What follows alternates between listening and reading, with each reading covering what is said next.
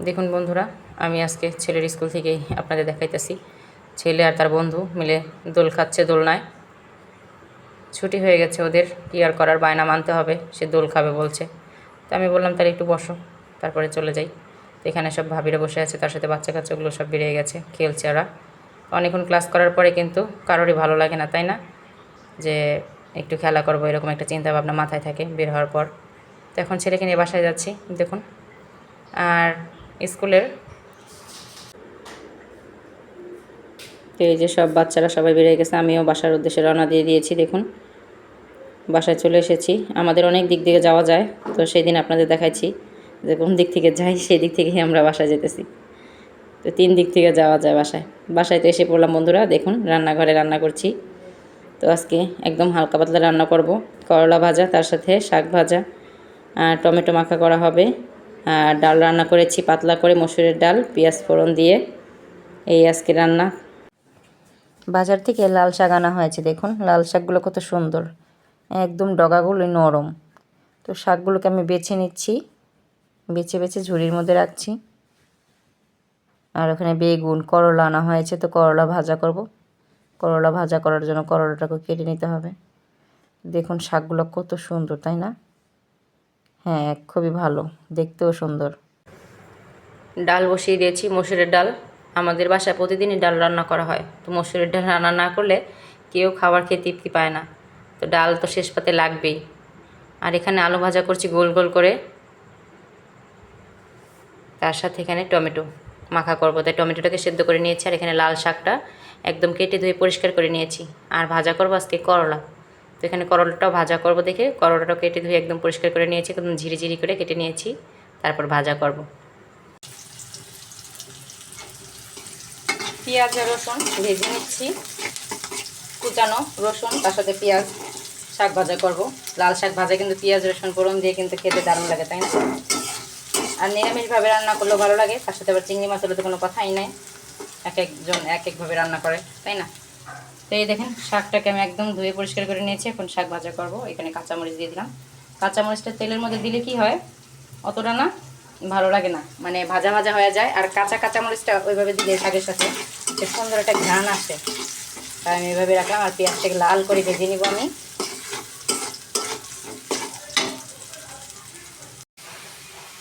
পেঁয়াজটা তো লাল করে ভাজা হয়ে গেছে, আমি এর মধ্যে এখন শাক দিয়ে দিব।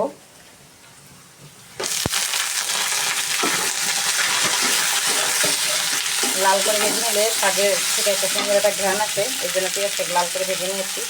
এখন সব শাকগুলোকে আমি দিয়ে দেবো।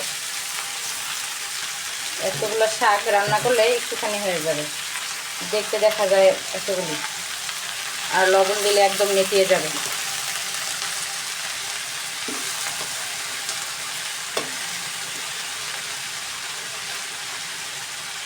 তো এটা কমুক।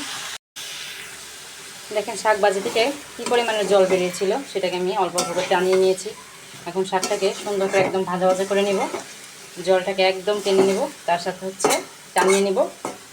আর একদম সুন্দর ভাজা ভাজা করব শাক, তাহলে তো হয়ে যাবে শাক ভাজা, নাকি? আর বিকেলে একটা জিনিস তৈরি করবো, অবশ্যই দেখাবো আপনাদের। এদিকে করলা ভাজা করেছি, দেখুন আলু দিয়ে আর করলা দিয়ে।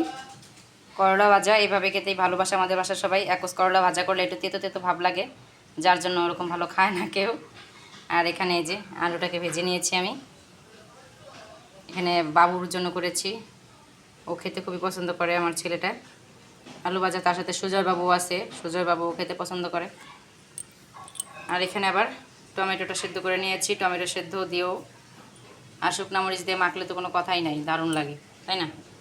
আর এখানে পেঁয়াজ ডাল রান্না করেছি। ডাল তো প্রতিদিনই হয় আমাদের বাসায়, ডাল ছাড়া কেউ মানে ভাত খেয়ে তৃপ্তি পায় না, তো ডাল করতেই হয়। আর এই যে আজকে রান্না। আরও চুলায় বসিয়ে দিয়েছি হচ্ছে শাক ভাজা, তো শাক ভাজা করলেই কমপ্লিট হয়ে যাবে। বিকেলবেলা চলে আসলাম ভাজতে, তো দেখুন ব্যাটারটা কীভাবে গোলাই আমি, তো দেখতে থাকুন। চপ ভাজা করব, বেগুনের চপ, তার সাথে আলুর চপ ভাজা করব, যার জন্য এখানে নিয়ে নিয়েছি আমি বেসন, বেসনের সাথে নিয়ে নিয়েছি চালের গুঁড়ো, তার সাথে পরিমাণ মতো লবণ আর চিনি, আর নিয়েছি হলুদের গুঁড়ো আর একটু মরিচের গুঁড়ো নিয়েছি। নিয়ে এখন আমি হালকা অল্প অল্প করে জল দিয়ে মেখে নেব ব্যাটারটাকে সুন্দর করে। একসাথে বেশি করে জল দিব না, যতটুকু লাগে অল্প অল্প করে চটকে নেব, তার সাথে জল দিতে থাকবো, তাহলে ব্যাটারটা সুন্দর হবে। তো দেখুন অল্প অল্প করে জল দিয়ে আমি এইভাবে করে কিন্তু ব্যাটারটাকে গুলে নিচ্ছি। দেখুন, দেখলেই বুঝতে পারবেন আরও জল লাগবে। তো শেষ অবস্থায় এই যে আমার তো গোলানো কমপ্লিট। আর সুন্দর করে ফেটাতে হবে, তাহলে কি হবে, বেগুনি ভাজলে বা আলুর চপ ভাজলে সেটা ফুলবে ভালো। তো গোলানো তো আমার হয়ে গেছে, এখানে গোলানো কমপ্লিট। এখন আমি ভাজা শুরু করে দেবো। বেগুন কেটে নিয়েছি সুন্দর করে পাতলা করে একদম। দেখুন পাতলা, বেশি পাতলাও করিনি, বেশি পাতলা করলে হচ্ছে বেসনের গোলাটাই বেশি লাগে, যার জন্য বেগুনটা পাওয়া যায় না, তাই একটু মোটা করে কেটেছি। আর এইভাবে করে কেটে নিয়েছি, গোল বেগুন আনা হয়েছিল তাই। এখন ভাজা শুরু করে দিব আমি। এই যে কড়াই বসিয়ে দিয়েছি শুকনো মরিচ, তার সাথে এখানে আলু সেদ্ধর জন্য আলু বসিয়ে দিয়েছি। আর আলুটাকে আমি তাড়াতাড়ি করে সেদ্ধ করব, যার জন্য এই টেকনিকটা ব্যবহার করলাম। আলু কুচিয়ে তাড়াতাড়ি করে সেদ্ধ করা যায়, তাই না? তো অল্প জল দিলে আলুটা এভাবে কুচিয়ে দিলে খুব সুন্দর সেদ্ধ হয়ে যায়, আর তাড়াতাড়ি আলুটা মাখা করা যায়। তো আলুর চপ করব, তার জন্য এখানে শুকনো মরিচ আমি টেলে নিচ্ছি শুকনো কড়াইতে সুন্দর করে। তো এভাবে টেলে নেব যেন আলু মাখাটা করতে পারি আমি তাড়াতাড়ি করে। আর এখানে তেল বসিয়ে দিয়েছি। দেখুন আমি একটুখানি ব্যাটারের ফোঁটা দিয়ে দিয়েছিলাম, দেখলাম তেলটা ভালোভাবে গরম হয়েছে নাকি, দেখলাম তেলটা গরম হয়ে গেছে। এখন আমি বেগুনিগুলোকে ভেজে নেব এক এক করে। এই তো ব্যাটারে ডুবালাম আর তেলের মধ্যে ছাড়ছি এক এক করে।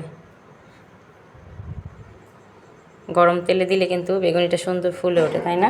তো হ্যাঁ, বেগুনিটা সুন্দর করে ফুল উঠবে, দেখতেই পাবেন। এই তো বেগুনি সুন্দর ফুলকো ফুলকো বেগুনি হয়ে গেছে। তো অনেকগুলো তেল দিয়েছি এর মধ্যে, তিনটের বেশি ভাজা যাবে না, তো কড়াইটা তো ছোট, তিনটে করে আমি ভেজে নেব। এখন উল্টে পাল্টে একদম লাল লাল করে কড়া করে ভাজবো। কড়া করে ভাজলে কি হয়, মুচমুচে হয় সুন্দর। আর আমি যে চালের গুঁড়োটা দিয়েছি, সেই চালের গুঁড়োর কারণে কিন্তু আরও সুন্দর একটা মুচমুচে হবে, আর খেতেও ভালো লাগবে। বেগুনি একটু মুচমুচে হলে কিন্তু খেতে ভালো লাগে, তাই না? তো দেখুন একদম লাল করে আমার ভাজা হয়ে গেছে। এখন আমি এগুলোকে উঠিয়ে নেব, বেগুনিগুলোকে।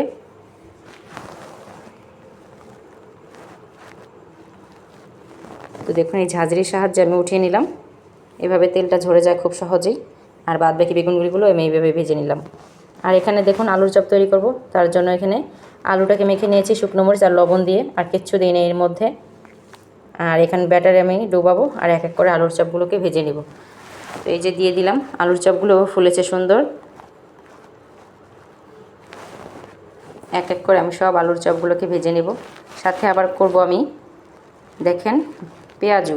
তো পেঁয়াজের জন্য ডাল, খেসারি ডাল নিয়েছি, তার মধ্যে পেঁয়াজ দিয়েছি বেশি করে। আর এখানে বেগুনি ভাজা হয়ে গেছে, দেখেন কতগুলো বেগুনি ভাজা হয়েছে, তাই না?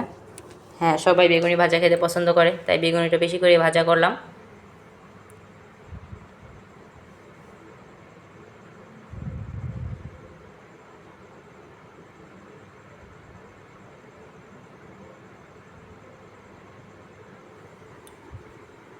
তো সবগুলোকে উল্টে পাল্টে একদম ভেজে নেব কড়া করে লাল করে। আর এদিকে ডাল মাখা হয়ে গেছে, এর মধ্যে লবণ, হলুদ আর পেঁয়াজ কাঁচামরিচ দিয়ে আমি ডালটাকে সুন্দর করে মেখে নিয়েছি। এখন ডালের পেঁয়াজও দেখেন ভাজা বসিয়ে দিয়েছি, এগুলি ভাজা হলে হয়ে যাবে। সবগুলো কি কড়া করে ভেজে নেব, কড়া করে ভাজলে মুচমুচে ভাব হয় সুন্দর। আর এখানে আলুর চাপ, ওখানে বেগুনি।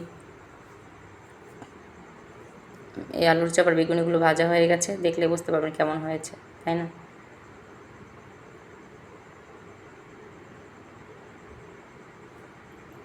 এখানে সবগুলি ভাজা হয়ে গেছে, বেগুনি, আলুর চপ, পেঁয়াজু সব একসাথে ভেজে নেওয়া হয়েছে। আর মুড়ি মাখার জন্য লাগবে হচ্ছে পেঁয়াজ কুচি, তার সাথে লেবু আর ধনিয়া পাতা, আর নিয়েছি আমি বোম্বাই মরিচ কুচানো। এইগুলো দিয়ে মুড়ি মাখলে কিন্তু দারুণ লাগে। মা এখানে সব উপকরণ দিয়ে মুড়িটাকে মেখে নিয়েছে, তার সাথে দিবে হচ্ছে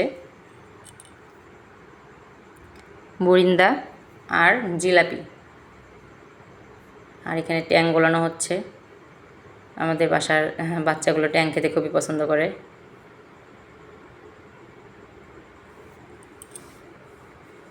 দেখেন জিলাপি আর বরিন্দা দেওয়া হয়ে গেছে, এখন মাখানো কমপ্লিট, খাওয়া শুরু করে দিলাম সবাই। এই তো খেয়ে নিলাম, ভালোই হয়েছে খেতে। এইভাবে টক মিষ্টি ঝাল হয়, ভালো লাগে খেতে, তাই না? তো আজকের ভিডিওটা কেমন লাগলো অবশ্যই সবাই জানাবেন। আজকে গরম পড়েছে অনেক, তাই হালকা পাতলাই রান্না করলাম। কেমন লেগেছে অবশ্যই সবাই জানাবেন। আর ভিডিওটি ভালো লাগলে সবাই শেয়ার দিয়ে দিবেন, তার সাথে একটা সাবস্ক্রাইব করবেন। সবাই ভালো থাকেন।